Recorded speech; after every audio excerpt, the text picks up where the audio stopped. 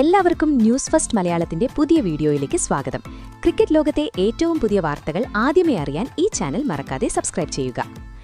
India New Zealand അവസാന ODI മത്സരശേഷം ഇൻഡോറിലെ Holkar സ്റ്റേഡിയത്തിലെ dressing റൂമിൽ ശ്മശാന മൂകതയായിരുന്നു. തലകുനിച്ച് ഒന്നും മിണ്ടാതെ ബെഞ്ചിലിരിക്കുന്ന രോഹിത് ശർമ്മ, തൊട്ടടുത്ത് നിരാശനായി വിരാട് കോഹ്ലി. എന്നാൽ ആ നിശബ്ദതയ്ക്ക് അധികം ആയുസ്സുണ്ടായിരുന്നില്ല. ന്യൂസിലൻഡിനെതിരായ മൂന്നാം ഏകദിനത്തിലെ തോൽവിക്കു പിന്നാലെ ഇന്ത്യൻ ഡ്രസ്സിംഗ് റൂമിൽ പൊട്ടിത്തെറികൾ നടക്കുകയായിരുന്നു. കോച്ച് ഗൗതം ഗംഭീർ രോഷാകുലനായി രോഹിത്തിനും കോഹ്ലിക്കുമെതിരെ ആഞ്ഞടിച്ചു. ശബ്ദം താഴ്ത്തിയായിരുന്നെങ്കിലും അവിടെ നടന്നത് ചൂടേറിയ വാക്കേറ്റമായിരുന്നു. രോഹിത്തിനെയും കോഹ്ലിയെയും ഇനി ടീമിൽ വെച്ചുപൊറുപ്പിക്കില്ലെന്നും യുവതാരങ്ങളെ വെച്ച് ടീമുണ്ടാക്കുമെന്നും ഗംഭീർ ഭീഷണി മുഴക്കിയതോടെ കാര്യങ്ങൾ കൈവിട്ടുപോയി. എന്നാൽ ആരും പ്രതീക്ഷിക്കാത്ത ട്വിസ്റ്റ് അവിടെയാണ് സംഭവിച്ചത്. ഇന്ത്യൻ ക്രിക്കറ്റ് ലോകത്തെ ഞെട്ടിച്ചുകൊണ്ട് BCCI സെക്രട്ടറി ജയ് ഷാ രാത്തോടെ രാത്തൊരു അടിയന്തര മീറ്റിംഗ് വിളിച്ചു ചേർത്തു. എന്താണ് സംഭവിക്കാൻ പോകുന്നതെന്ന് ആർക്കും ഒരു ഊഹവും ഉണ്ടായിരുന്നില്ല. ഒടുവിൽ ആ തീരുമാനം പുറത്തുവന്നു. ഗംഭീരിനെ വിശ്വസിക്കാൻ കഴിയാത്ത, എന്നാൽ ആരാധകർ ആഘോഷമാക്കിയ തീരുമാനം. എനിക്ക് രോഹിത്തിനേക്കാളും കോഹ്ലിയേക്കാളും വലുതല്ല കോച്ച്.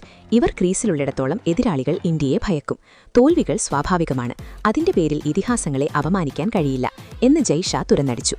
മാത്രമല്ല, അടുത്ത പരമ്പര മുതൽ ഗംഭീരിന് വിശ്രമം നൽകാനും രോഹിത്തിനും കോഹ്ലിക്കും ടീമിനെ സ്വന്തം ഇഷ്ടപ്രകാരം നയിക്കാനുള്ള പൂർണ്ണ അധികാരം നൽകാനും ജയ് ഷാ ഉത്തരവിട്ടു. ഗംഭീരിനെ ഒതുക്കി ജയ് ഷാ നടത്തിയ ഈ സർജിക്കൽ സ്ട്രൈക്ക് ഇന്ത്യൻ ക്രിക്കറ്റിൽ പുതിയൊരു അധ്യായത്തിനാണ് തുടക്കമിട്ടിരിക്കുന്നത്. മത്സരത്തിലേക്ക് വന്നാൽ ഇൻഡോറിൽ റൺമഴയാണ് കണ്ടത്. ടോസ് നഷ്ടപ്പെട്ട് ബാറ്റിംഗിനിറങ്ങിയ ന്യൂസിലൻഡ് നിശ്ചിത 50 ഓവറിൽ 8 വിക്കറ്റ് നഷ്ടത്തിൽ അടിച്ചുകൂട്ടിയത് 337 റൺസ് എന്ന കൂറ്റൻ സ്കോർ. ഡാരൽ മിച്ചൽ 134 റൺസെടുത്ത് ഇന്ത്യയെ തല്ലിത്തകർത്തു. ഗ്ലെൻ ഫിലിപ്സ് 106 റൺസുമായി മിച്ചലിന് കൂട്ടുനിന്നതോടെ ഇന്ത്യൻ ബൌളർമാർ വിയർത്തു. മറുപടി ബാറ്റിംഗിനിറങ്ങിയ ഇന്ത്യയുടെ തുടക്കം തകർച്ചയോടെയായിരുന്നു. മുൻനിര ചീട്ടുകൊട്ടാരം പോലെ തകർന്നപ്പോൾ രക്ഷകനായി അവതരിച്ചത് സാക്ഷാൽ കിങ് കോഹ്ലി തന്നെയായിരുന്നു. 124 റൺസെടുത്ത് കോഹ്ലി നടത്തിയ ഒറ്റയാൾ പോരാട്ടം സ്റ്റേഡിയത്തെ ത്രസിപ്പിച്ചു. നിതീഷ് റെഡ്ഡിയും അവസാനം ഹർഷിത് റാണയും നടത്തിയ വെടിക്കെട്ട് ബാറ്റിംഗ് പ്രതീക്ഷ നൽകിയെങ്കിലും 296 റൺസിന് ഇന്ത്യ ഓൾ ഔട്ട് ആയി. 41 റൺസിന്റെ തോൽവി ഇന്ത്യ ഏറ്റുവാങ്ങി. തോൽവിയിലും പക്ഷേ ഇന്ത്യക്കാരുടെ കണ്ണ് നനയുന്ന, എന്നാൽ അഭിമാനം കൊണ്ട് നെഞ്ചുവിരിക്കുന്ന ഒരു കാഴ്ചയ്ക്കാണ് സ്റ്റേഡിയം സാക്ഷിയായത്. മാൻ ഓഫ് ദ സീരീസ് പുരസ്കാരം വാങ്ങാനെത്തിയ ന്യൂസിലൻഡ് താരം ഡാരൽ മിച്ചൽ ചെയ്തത് കണ്ട് അമ്പരന്ന് പോയി ലോകം. ഈ പുരസ്കാരം എനിക്കുള്ളതല്ല, അത് വിരാട് കോഹ്ലിക്കുള്ളതാണ്. ഈ പ്രായത്തിലും അദ്ദേഹം നടത്തിയ പോരാട്ടം കണ്ട് ഞാൻ അത്ഭുതപ്പെട്ടുപോയി. ആ ബാറ്റിംഗിന് മുന്നിൽ എന്റെ സെഞ്ചുറി ഒന്നുമല്ല എന്ന് പറഞ്ഞ് മിച്ചൽ ആ പുരസ്കാരം കോഹ്ലിക്ക് സമ്മാനിച്ചു.